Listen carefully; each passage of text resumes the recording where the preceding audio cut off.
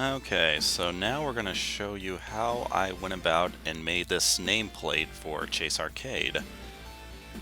So what I did was I got onto Google.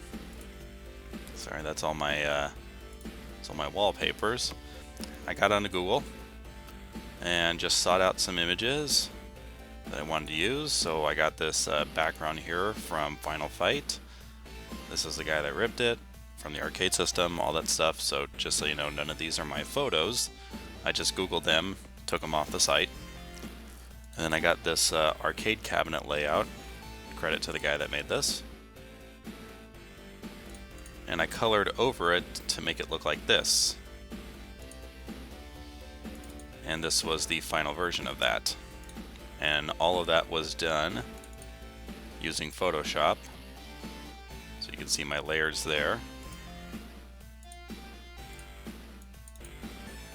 And this was the first version of it. I was going to use that winners don't do drugs PSA thing. Ah, damn it! I didn't want to grab Bison and Chase, but yeah. And then I added a glow effect to where it looked like, you know, it was actually lit up. But I redid that to instead have the Chase Arcade player select screen. So what did we do here, though? This was a lot of work, as you can tell over here. Starting out with that first layer. That was the Final Fight background, and that's what you see here. Just had to get rid of all the pink, and then turn the saturation down to where it looked more black and whitish. And then, going through here, we added in some graffiti, just to make it look more original. And then this light up text here, that was all done in Photoshop. And then we had a stone background here with some barbed wire fencing. And then to give it more of a video game feel, we added in Poison and Bison, because Bison is a mascot for the channel.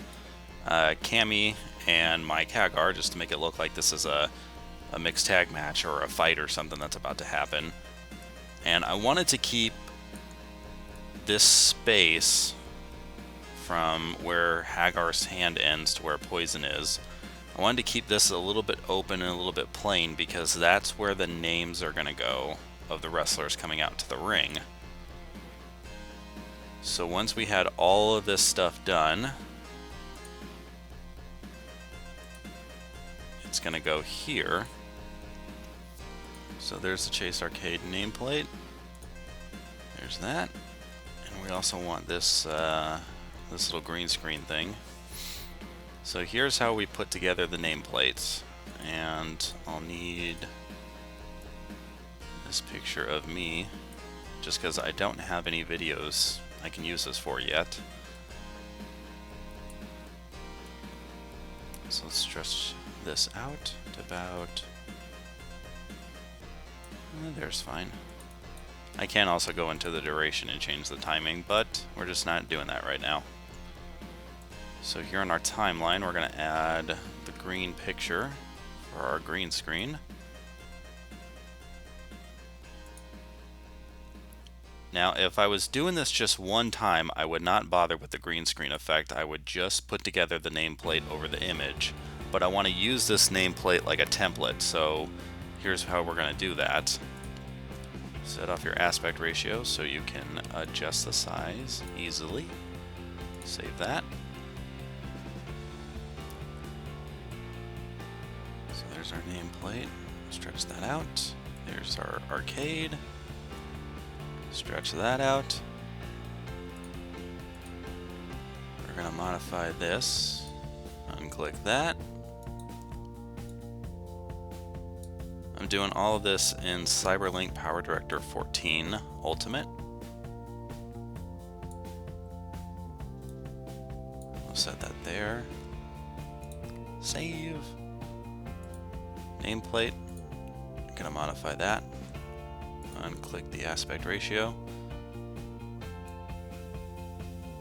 Now what I want it to do is come down to about there. Be a little bit smaller than the arcade cabinet because I want it to seem almost like the game's coming out of the arcade. And I'm going to adjust the size of it here to about there. because even though Hacker is going to get covered up just a little bit, I think that's fine. So there's that. Now we're going to go into Modify on the green screen. Could have done this before, but I wanted to show you the steps of how I did it. Click on the dropper, get rid of that. And then also, I turn up the hue all the way. Save.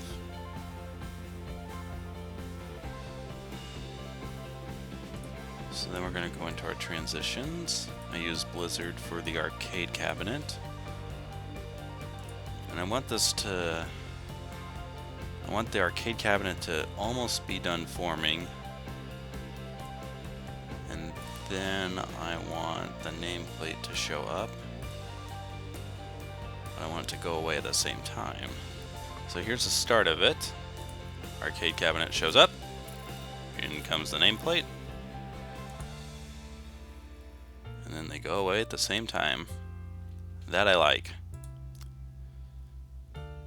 And that's why we got rid of the green screen there. Now you're probably thinking to yourself, Chase, well, if you have your image on here, why are you even bothering with this green screen? That seems like an unnecessary thing to do. So the reason I did the green screen, so I'll show you now. So we actually do want it this time, but we got the timing on all this correct, so we're going to put this together. Let's just title this Chase Arcade Nameplate. And I spelled it wrong because I'm a horrible typist. I can't type to save my life. We'll render that.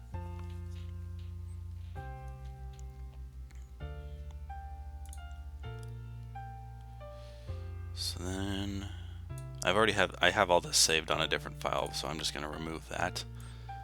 Okay, so now we have the nameplate rendered. I know what it's going to look like, which is why I wanted that image on there, just so I can get an idea of what it's going to look like in my head. But I want that green screen effect on there for this reason. So let's just pretend that this is the first time you saw me put this image down here, and it could be any other video. So let's say Nakamura's coming down to the ring, or Edge, or Booker T, or Big E, The New Day, anybody. You'll want this nameplate template. That way you're not putting all these pieces down here again and then doing the transitions, because something can go wrong, your timing can be off. You'll want something you can do really quickly. So here's an important thing too, is you want to make sure your framing is correct. So project's time frame is at 30. This is at 24. So you gotta go into your settings, change that, bam. Now we're good. Reason why you want your your frames per second and all that to be lined up is because you want things to be smooth.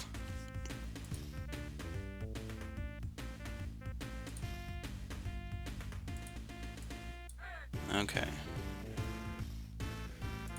So we go into our green screen, and we chroma key that out.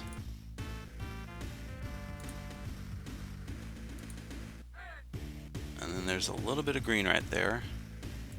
Now the graphic effect usually will go by quick enough to where you won't see that, but I don't like it at all. So I could do the hue all the way.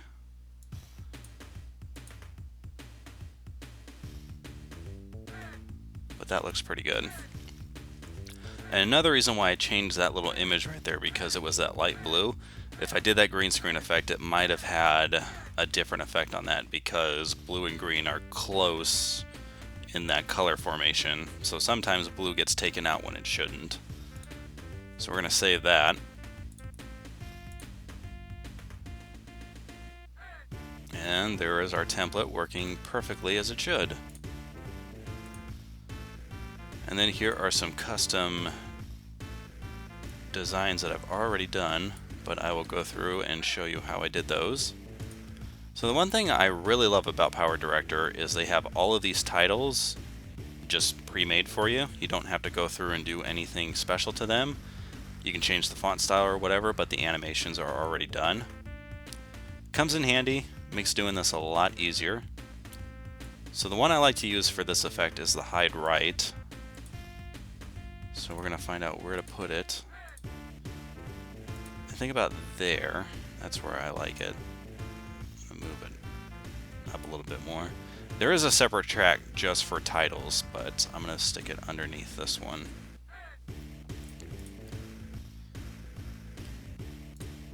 So there's our completed name tag, or nameplate. And I'll put my name on here just because that's who's on the screen. And I have all these downloaded fonts. For Chase Arcade, I like using the Terminator font. And I got a text message. So we're going to make that red. And then that's what it'll look like there. But it does kind of blend in with the background a little bit, so I'm going to make it slightly bigger.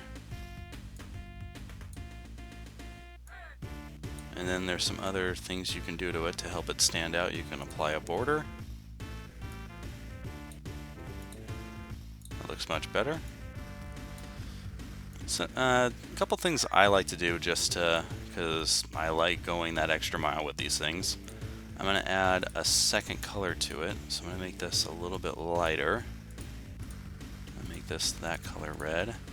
So it just adds a different look to it.